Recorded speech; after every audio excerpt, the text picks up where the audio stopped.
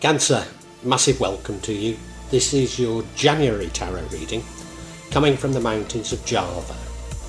Now, the front picture isn't a picture of Java because despite it being a mountain where I live, we never have snow. No, it's a picture of Broseley in Shropshire, close to where I'm from.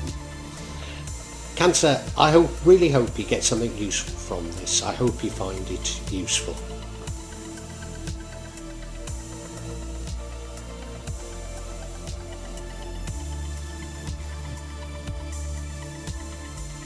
Cancer, I think this reading is about you learning something. I'm not too certain what it is, but I think you're learning a lesson from the universe. The overall energy is the Seven of Swords, which is a card of deception. Now, we don't know what that deception's about, but there is a deception here, and that runs throughout the entire reading. So I think it's you learning about this deception. If you look to the bottom right hand corner, the Four of Wands, that's about a celebration with family and friends. But your current energy is the Ten of Swords. Now, this does suggest a betrayal, stabbed in the back as it were, a bitter and abrupt ending. In your future, we have the Page of Pentacles. This could mean that you're manifesting wealth, or it could be about new wealth opportunities. Now, I wonder if this reading is about wealth, because the next card suggests it's about love. I mean, of course, it could be both. Have you been betrayed regarding wealth? I'm not sure. You look at the card, well, he's holding up that pentacle, isn't he? So he's going off in search of money, whether that be manifesting or looking for wealth, I'm not sure. We then have the Ace of Cups, which, as I say, is about love. It's about a new and divine love. And it's this card that impacts on the outcome. Whereas the card that changes the outcome is the World card. Now, this is suggesting that a cycle is coming to an end and a new one is beginning. I'd normally also associate it with luck.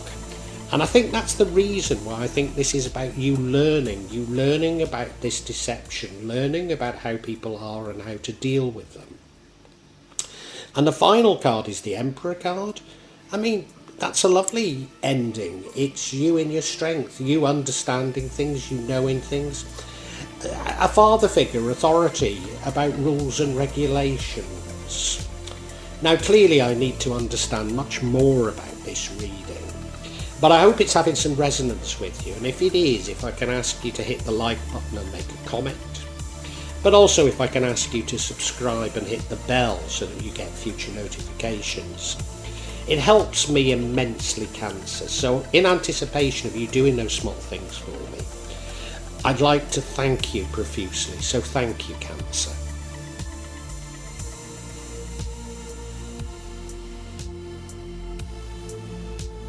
You may well be asking, why from Java? What's important about tarot from Java? And the truth is, there is nothing so important about tarot from Java. Simply that here in Java, we have many different spirits who will come to help in your tarot reading. It'll probably put a different reflection on things. For example, the spirits here are less likely to be concerned about love and finances, despite people in Java being every bit as interested in these things as the rest of us. But maybe the spirits are trying to tell us something else. Now, I'll be using probably 2 decks, but out of 3 decks. So the first deck is Tarot Nusantara, the second deck is the Steampunk deck, and the third deck is the Light Visions Tarot. Tarot Nusantara is actually a new one to me, which I love, whereas the Light Visions I've struggled with as a result of the rendering. Although I think I'll grow into it, I will keep using it and coming back to it. You can see on all of them I'm using quite a lot of salt, and that's to clear the energy and the spirits from them. Something that I do fairly regularly with my tarot. And I also, you'll see a number of gym app there that I use just to bring a good energy to the tarot and to my reading. Perhaps the most important mystical object we use in Java is the kris, the curly knife that you can see that I've placed across both decks. Kris are very important for bringing the spirits to work on any object here in Java.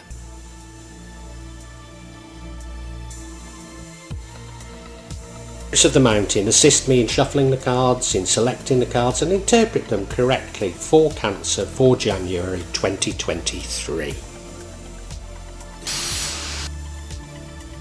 Now the energy running throughout the reading and impacting on all the other energies is that of the Seven of Swords. It's a card of deception. Now I don't know what this deception is or who's doing it. You might even be deceiving yourself. I don't know at this stage. But if you look at it, he's running off with 5 swords. He's left 2, so he knows that he's doing something wrong. He might have a change of heart. He might get caught. He's not far from the village, is he?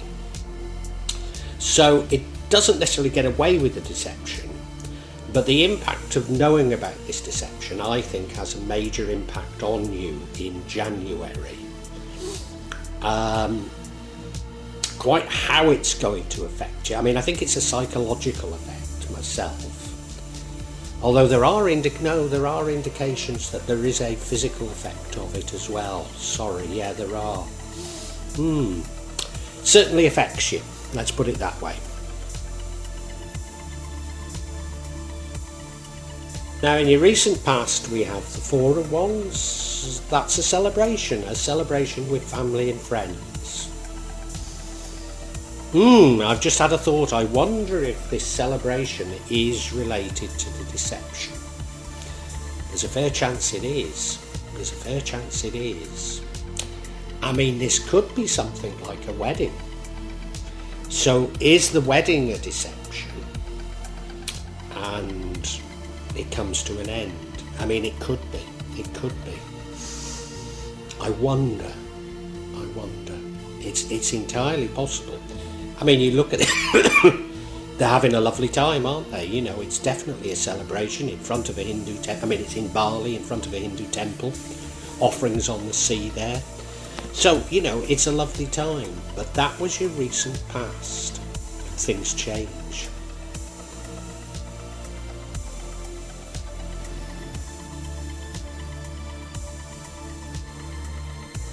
Now, I've just said that things change, and certainly right now they do change. 10 of Swords, a bitter and abrupt ending. Now, as I say, it might be an ending, it might be related to this celebration, so, I mean, it could be an end of a marriage. It's almost certainly related to the betrayal. Almost certainly. You look at the card, I mean, he's been stabbed in the back, hasn't he?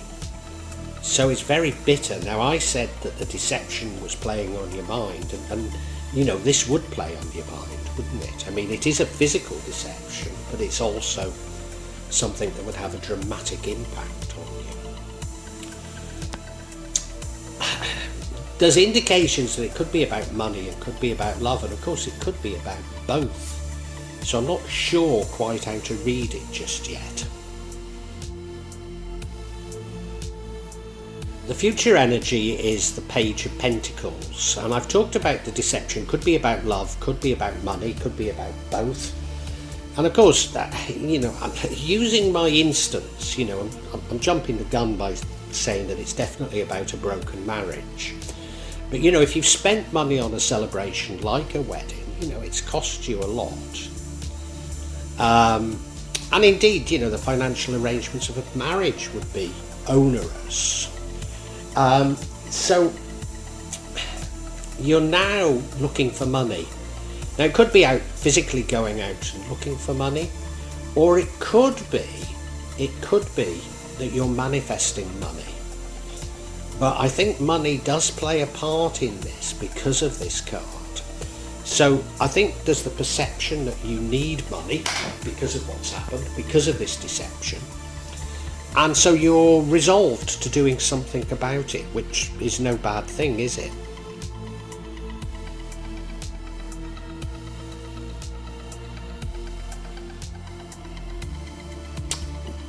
The energy impacting on the outcome is the Ace of Cups, which is a new love, a new and divine love. Now, I'm assuming this is a new love coming for you, but of course, if we take the marriage thing, could your partner have cheated almost as soon as you got married, or you find out that they've always been cheating? It's possible, but no, I think a new love is coming for you.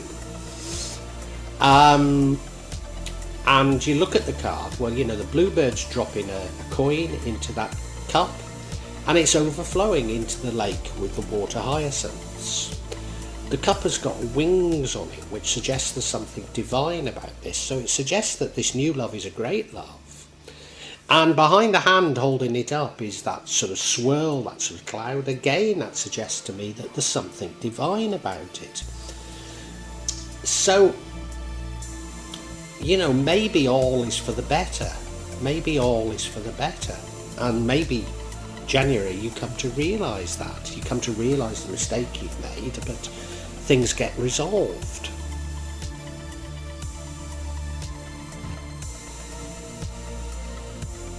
Energy that would change the outcome is the World card. Now, given that this new love creates the outcome, the World card changes everything. And I think this is because it's about cycles and you learning from cycles. And it's a cycle coming to an end and a new one beginning. And if you can have learnt the lessons of it, I think great rewards and gifts are on their way to you. You look at the card, well, it's definitely about change. I can't interpret what all those animals and characters mean, but I think it's a good omen. But if you maybe if you find love on the rebound, then you're just repeating a cycle. Maybe that's what it's telling us. It's entirely possible. Sorry, I've called it the World card. It's the Wheel of Fortune card. I don't think it actually changes anything. It's just a sort of a stage before, if you like. It's got a similar meaning, but it's about the timing of it rather than it's actually come to an end and there's a new beginning. I think there's a new beginning on offer to you here. So it is the same energies, really. It's, as I say, it's just about timing. So apologies for having given you the wrong description. I mean, the outcome is a great outcome. It's the Emperor cards, but I think there's something even better on offer to you. If you avoid this love on the rebound, as I see it. The Emperor is a father figure, someone very much about rules and regulations and the application of rules and regulations.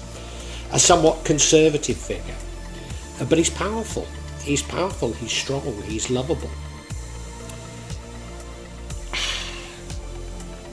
It does suggest to me that you have firm ideas, firm conservative ideas, and that maybe you've not been changed by these episodes. Yeah, it does suggest that to me, and I think it's because you probably blame the deception on the other person, and you're not sort of exploring your own subconscious and your own role in it all, and therefore haven't learned the lesson. As I say, it's not a bad card, and it depends on how old you are, really. If you're young, then we can keep making these mistakes, but as we get older, it's preferable that we do learn the lessons of life.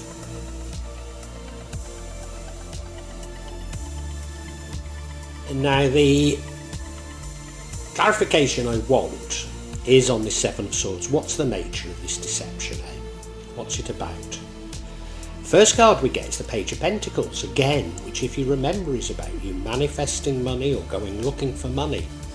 So it would seem that the deception does involve money. So maybe I'm wrong about this love. Although I think a loved one has cheated you in some way.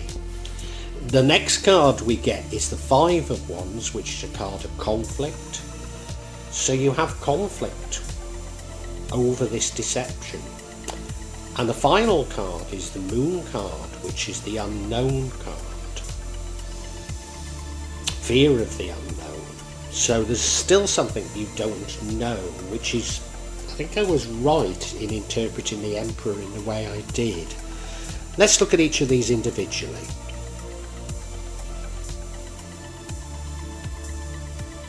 So the Page of Pentacles is about this manifesting money, going out looking for money. It could be money coming to you. So the deception revolves around money coming to you. Now remember we had this celebration card, which I said could be a marriage. I mean, it might not be a marriage, but something about this celebration. I mean, you might have been celebrating an investment, a new business venture. You might have been. I'm not sure. I still feel that the marriage, or at least a partnership, a love partnership, is behind this. But yeah, there's some manifesting. Maybe you thought you were getting, taking a marriage analogy, maybe you thought you were marrying into money, and you find that they don't have the money that you believed that they did. Maybe that's it.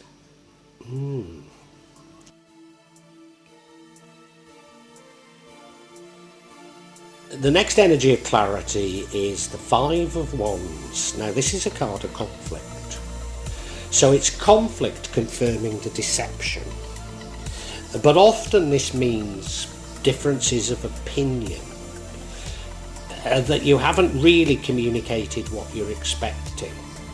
Now I'm going to stick with this marriage thing, and I'm not sure it is about that there has been a marriage. But supposing you were to find a mail order bride, as it were, and you begin to realise that their attraction to you is just for money, and you can't square with that. Now, I by no means have I had a mail order bride, but I'm married to an Asian lady that's 18 years younger than myself. And, people in my home country, the UK, would say, well, she's only married you for your money. And there's a certain degree of truth in that. But she loves me dearly, and I love her dearly. The truth is, they see in a Westerner security, money security. And they love them for that. Now, my wife actually has gone down in money and status in marrying me because her previous husband was fairly affluent. So, it's a much more muddied picture, but you can see how, if it was, say, a mail order bride, and I'm not for 1 minute saying it is, but you can see how, you get into this marriage and then you start finding out that the reality isn't what you think. And it's a cultural thing, it's not that either person is necessarily in the wrong, it's just you don't understand each other's cultures well enough.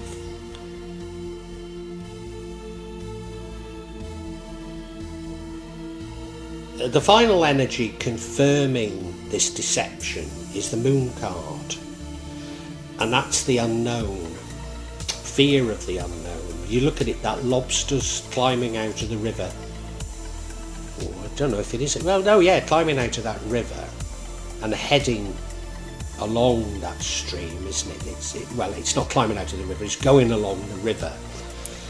The moon's shining down, so there's unknown there. And, you're fearful of the unknown. As we all would be. Can you imagine going up a river in the moonlight? But there's not necessarily anything to be fearful of. So going back to my mail order bride sort of thing, and I'm for goodness sake, I'm not saying that's what it is, but I said this cultural misunderstanding, and maybe you're fearful of this perceived huge difference in culture. So I had a long courtship really with my wife, and during that time I used to go onto this platform and look at all these horror stories about men that had married Thai ladies. Now my wife's Indonesian, not Thai, but I'd listen to it all, and it's horrific, some of the things that happen. And to a certain degree, a few of those things have happened to me because of these differences in perceptions. Now, I could have allowed it to eat into me and be fearful of what next, some of these scams you read about in Thailand, that you're going to end up destitute. And believe me, I've had those fears, But if once I relaxed and accepted the cultural differences, accepted that she really did love me, I have to say I've ended up with the most perfect wife, in a most perfect loving relationship. It couldn't be nicer. So it's fear of the unknown rather than fear of the reality. So I don't think I've fully understood the actual aspects, but I've got all the energies, and I want to summarise for you now, Cancer.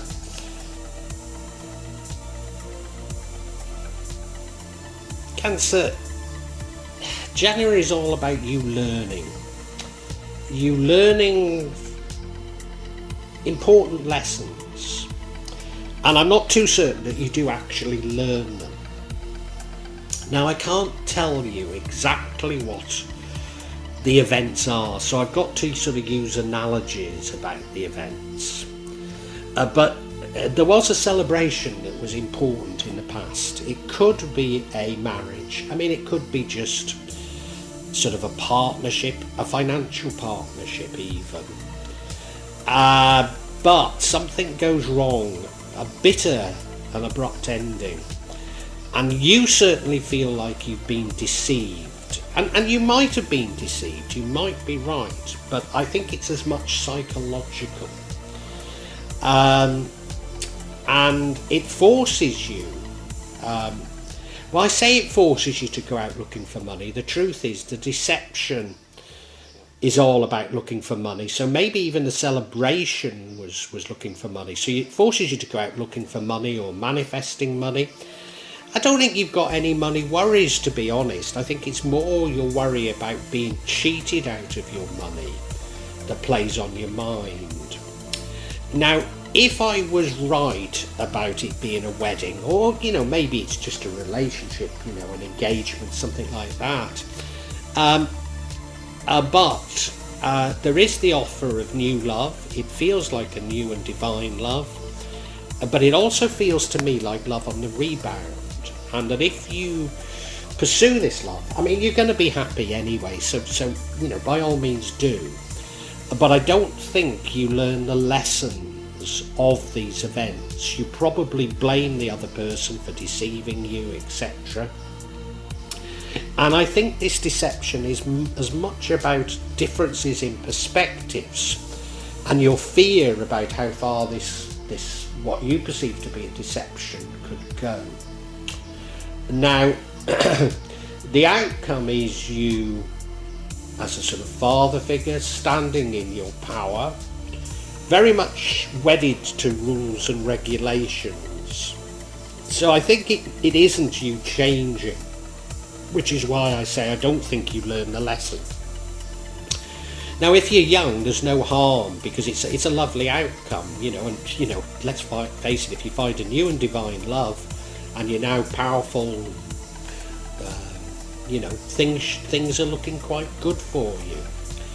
But there is just the indication that this was about a cycle, potentially a cycle coming to an end, and potentially even more blessings coming to you. And I think maybe you miss out on those. I don't want to definitely give you a strong steer on this, because I'm not clear what the events are, but I suspect what it's saying is you could go either way. You could blame them and stand firm and, carry on with your life, which looks as though it's going to be quite good. Or you could change, you could learn from it, and if you were to learn, I think you are going to be blessed as well. So really up to you, Cancer.